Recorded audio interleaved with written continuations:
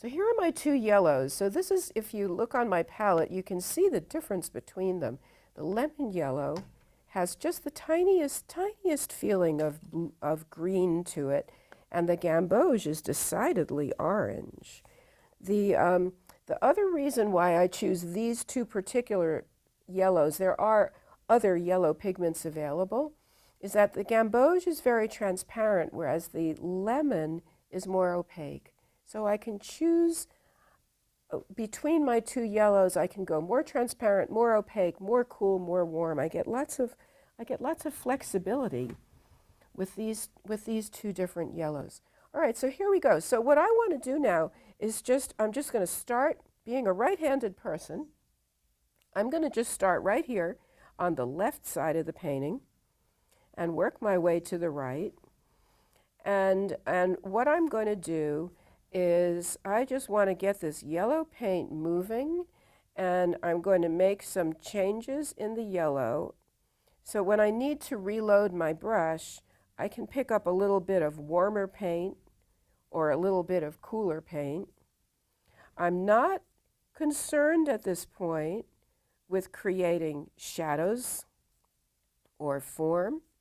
I'm just concerned with painting the basic local color and for getting a nice start on a big, gorgeous yellow shape.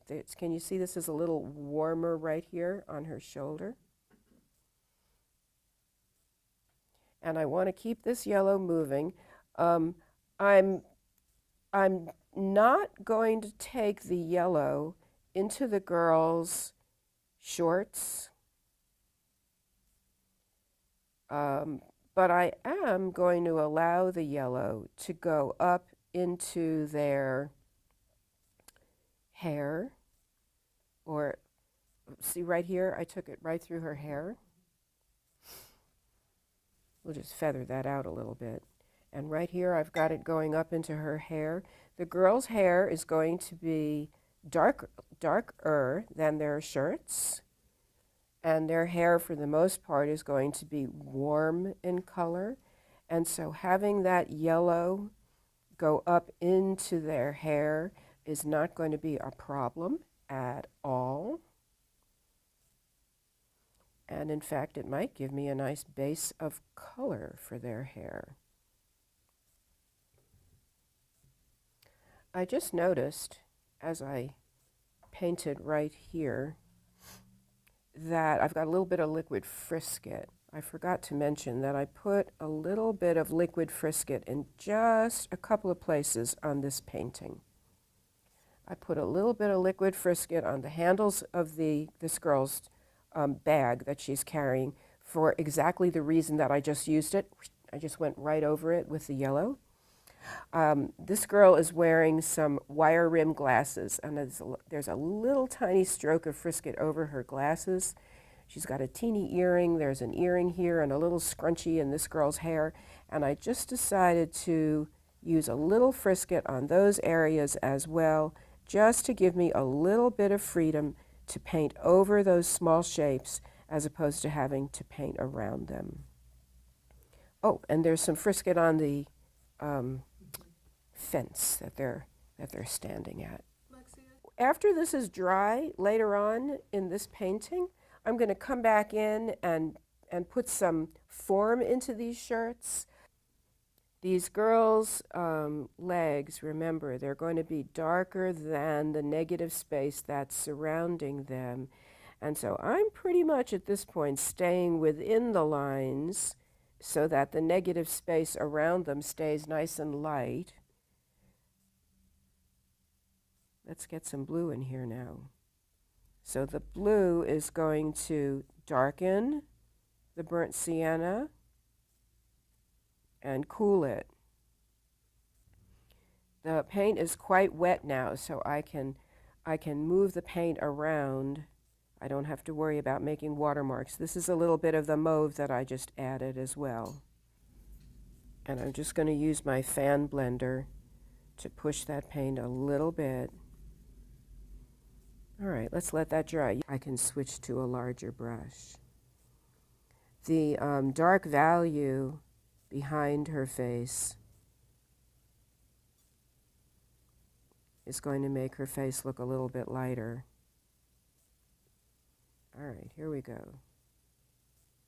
Got my way around it. Okay, now the rocks back there are not going to be entirely dark, but right there, I had decided that I wanted them to be. And so what I'm going to do now is just bring some of that color around. I'm using a bit of purple in my brush right now around the yellow shirt. As I move away from the girls, my focal area, I can let the value lighten up. I'm going to move around her forehead now. Her forehead is that lovely cool blue, isn't it?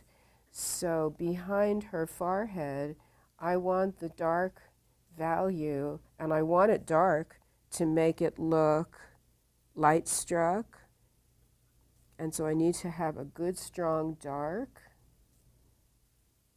And if I want to help accentuate the coolness on her forehead, I'm going to use a warm dark behind it. So there's a warm dark right there. Now the paint that I'm putting on now, I'm just kind of flooding it on. I'm going to get watermarks in places. I am making no attempt whatsoever to prevent them from forming. Here we are.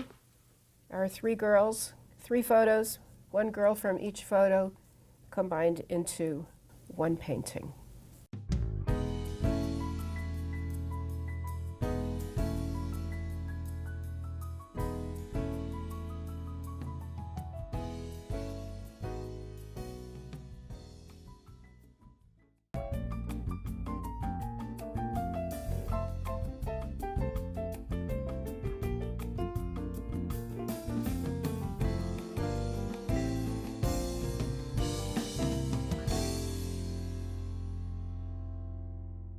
My brush has made some very interesting little skipped places right in here, which I'm liking. I'm going to paint around them now and see if I can save them. All right, we'll get a little of this warmth up here on his back. I want to soften this right here, this yellow right here, so that I can leave his, that's his left shoulder, very, very light. So I just added a little bit more of that yellow. This is Quin Gold, by the way, that I'm using. And I just soften that with some water right there so that we can keep it very, that shoulder very light. Okay, I think the next place that I would like to start is on his tail. Thinking in terms of what color is gonna go where. If I want to emphasize the red on the face, the red on the comb, and the other places on the face, let's start by dropping in something that is not reddish. And it's really just going to get pulled around by the water. All right, so I'm going to punch this up right away, right here. And now from there, let's move to the next color, which is my, thinking in terms of moving around the color wheel. So the next one would be the ultramarine. So we'll put that in next to it on all the feathers. Got a drip. All right, let's let that paint move. The water's just going to keep it going. This is called Andrew's turquoise. And then from the blue, I'm going to move into the purple. You might notice that on this painting, even though it's 140, I did not stretch it. And it's very nice in a case like this. Can you see the way I'm picking it up and I'm letting the paint run, and I can even, because it's not stretched, I can even slightly curl the paper, and it helps to move the paint around. I can direct the paint a little bit better. So what I'm trying to do now is to get these three colors moving through. I don't want them to blend entirely. I want them to blend a little bit, but not entirely. And I'd like it to look pretty seamless. As I said, I'm not going for my final value. I am going to come back in here once this dries and do some glazing on top of it so I can adjust the colors and the values. But this is giving me a nice start and some lovely color changes. And I'm just going to keep this moving until I decide that I've got all of it where I want it to go. My initial concept for the painting, my goal, was to paint an unusual viewpoint of a rooster. Usually we see them sideways in paintings, where you can see their beautiful combs and their gorgeous tails swishing behind them. But my goal was to make a rooster that is striding right off the page, right at us. And so I was going for a bit more of an unusual and dramatic viewpoint on a rooster. And so here he is.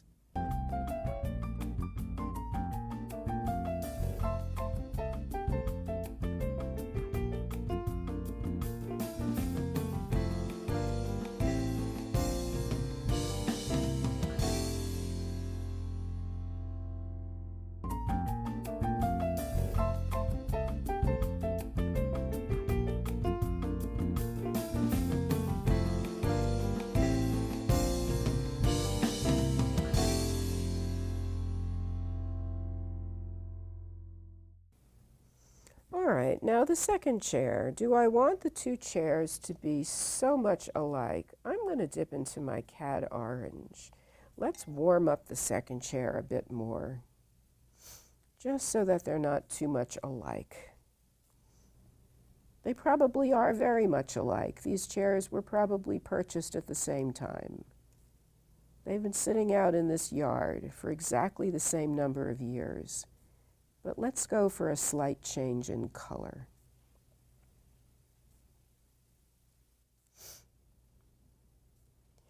So when I want to establish a feeling of light and shadow on these chairs, which will give them more form, they're looking kind of flat now, I know that. I'll do a bit of glazing.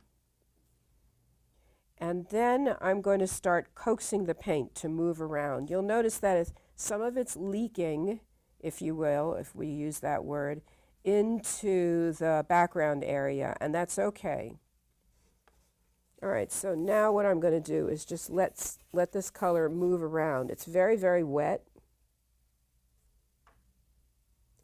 And so I'm just going to let the painting, going to let gravity work for me for a minute, and let the color move through the painting.